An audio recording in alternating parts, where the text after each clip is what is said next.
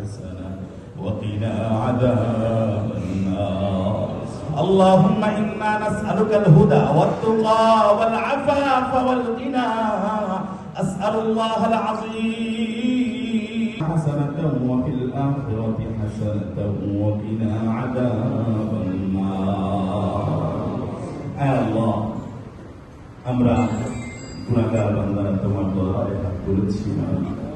আয় আল্লাহ মেহেরবানি করে আমাদের तमाम জিন্দেগির ছোট বড় সগীরা কবিরা জাহিরি বাতিনি